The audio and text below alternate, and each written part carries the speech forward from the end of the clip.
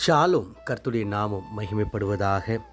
கர்த்தருக்குள் பிரியமானவர்களே, வேத வசனம் இப்படியாக சொல்லுகிறது, கர்த்தரின் சத்தத்திற்கு உண்மையாய் செவி கொடுப்பாயானால் உன்னை மேன்மையாக வைப்பார். உபாகமும் 28:1. கர்த்தருக்குள் பிரியமானவர்களே, நாம் தியானிக்க கேட்ட இந்த வேத வசனம் ஆழ்ந்த சத்தியத்தை நமக்கு கற்றுக் கொடுக்கிறது. கர்த்தரின் சத்தத்தை கேட்கும் தேவ பிள்ளைகளை கர்த்தர் கண்ணோக்கி பார்த்து கொண்டிருக்கிறார். அநேக நேரங்களில் நம்முடைய சத்தம் கர்த்தருடைய செவிகளில் எட்ட வேண்டும் என்றும் நம்முடைய சத்தத்தை கர்த்தர் கேட்க வேண்டும் என்று நாம் நினைப்பது உண்டு. நான் பேசுகிற என் சத்தம் தேவன் கேட்டால் அருமையாயிருக்கும், அழகாயிருக்கும் என்று நினைக்கிறோம்.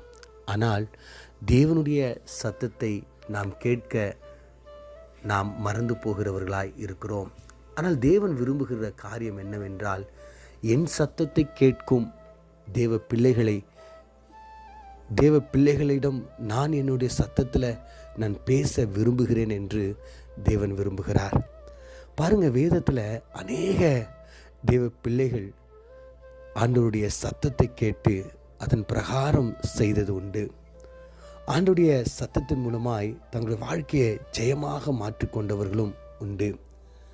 நாம் இன்று ஒரு உதாரணத்தை பார்க்கும் பொழுது, ஒரு தீர்க்கதரிசி, ஒரு வயதான ஒரு தீர்க்கதரிசி எப்படியாக அவரை ஏமாற்றினார் என்று வேதத்தில் பார்க்கிறோம்.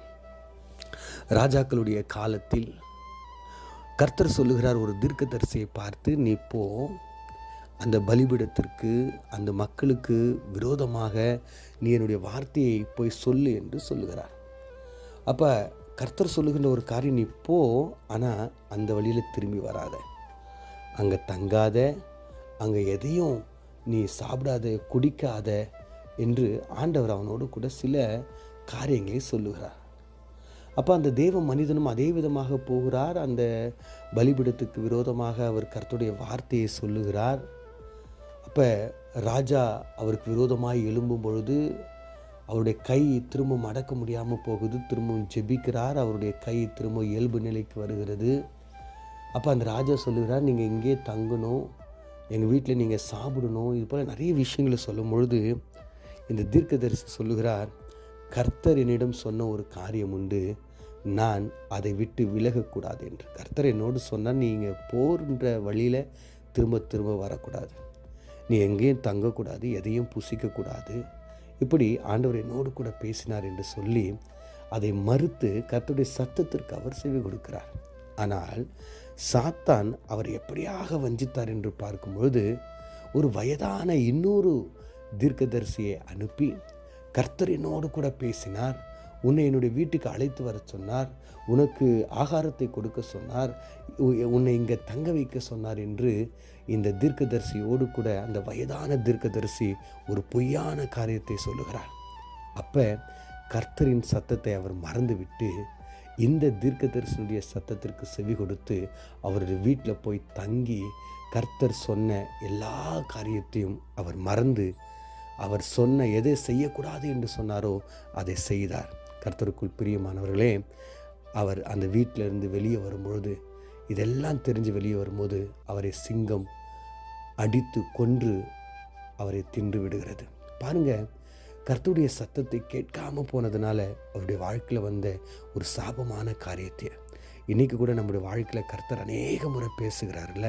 வேதத்தின் மூலமாய் பேசுகிறார், தேவ பிள்ளைகள் மூலமாய் பேசுகிறார், உங்களுக்கு தெரிஞ்ச, உங்களுக்கு அருகாமையில் இருக்கிற அநேகர் மூலமாய் ஆண்டவர் பேசுகிறார். இல்லை, ஆண்டவரே உங்கள்கிட்ட கனவுகள் மூலமாய், தரிசனங்கள் மூலமாய் அநேக காரியங்களை பேசுகிறார். ஆனால் நாம் அவைகளை எல்லாம் மறந்து விட்டு நாம் ஒரு சில நேரங்களில் அந்த சத்தத்திற்கு செவி கொடுக்காமல் போகிறதுனால அநேக விதமான கஷ்டத்தின் பாதையில் நாம் கடந்து கொண்டிருக்கிறோம். கர்த்தருக்குள் பிரியமானவர்களே, இந்த அதிகாலை நேரத்தில் ஆண்டவருடைய சத்தத்திற்கு நாம் செவி கொடுத்து அவருடைய உன்னதமான ஆசீர்வாதத்திற்குள்ளாக கடந்து போவோம். கண்களை மூடி நாம் ஜெபிப்போம்.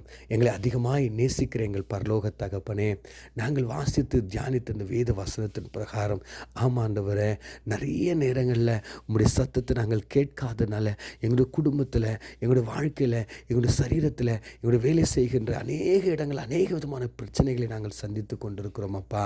ஆண்டவரே, இந்த அதிகாலை நேரத்தில் உம்முடைய சத்தத்தை நாங்கள் கேட்டு அதன் பிரகாரம் செய்ய எங்களுக்கு உதவி செய்யுங்க ஆண்டவரே. சாமுவேல் சொன்னது போல கர்த்தாவே சொல்லும், அடியேன் கேட்கிறேன் என்ற ஒரு இருதயத்தை எங்களுக்கு தரும்படியாய் இயேசுவின் மூலம் ஜெபிக்கிறோம் நல்ல பிதாவே, ஆமேன்.